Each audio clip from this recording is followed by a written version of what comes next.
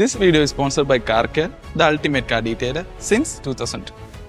James Bond പടം എന്ന് കേട്ടാൽ നമ്മുടെയൊക്കെ മനസ്സിലേക്ക് എത്തുന്ന ഒരു കാർ കമ്പനിയുണ്ട്. Yes, the legendary Aston Martin.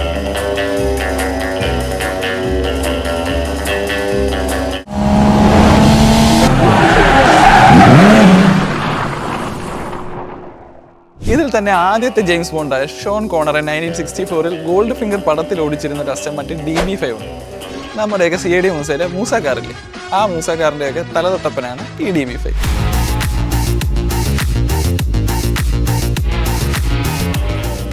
ഈ ഒരു സ്പൈ കാറിൽ ആണികളും ഓയിലും ഒക്കെ റോഡിലേക്ക് വീഴ്ത്താനും വില്ലന്മാരെ പുകച്ചു നിർത്താനും പിന്നെ കുറേ സ്പൈ ഗാഡ്ജറ്റ്സും ഒക്കെ ഉണ്ടായിരുന്നു.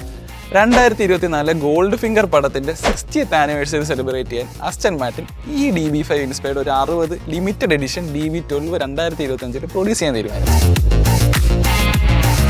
ഒറിജിനൽ DB5ൻ്റെ same gold finger silver brush paint ആണ് DB12 യൂസ് ചെയ്യുന്നത്.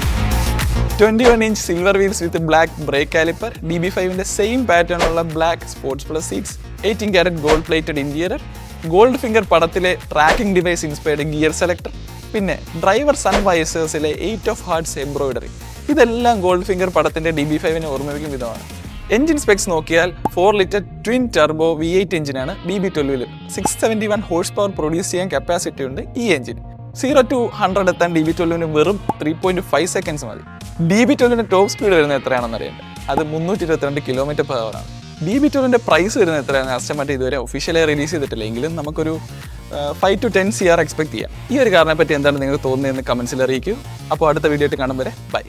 22 വർഷത്തിലധികമായി കാർ ഡീറ്റെയിൽ രംഗത്തെ കൊല്ലത്തെ നമ്പർ 1 ആണ് car care. Ceramic, PPF, graphene, borophene, nano diamond എന്നിങ്ങനെയുള്ള ട്രീറ്റ്മെന്റ്സും കാർ കെയറിൽ ലഭ്യമാണ്. നിങ്ങൾ കേരളത്തിൽ എവിടെയാണെങ്കിലും നിങ്ങളുടെ കാറിന് ബെസ്റ്റ് ട്രീറ്റ്മെന്റ് ആണ് നോക്കുന്നതെങ്കിൽ please do visit car care.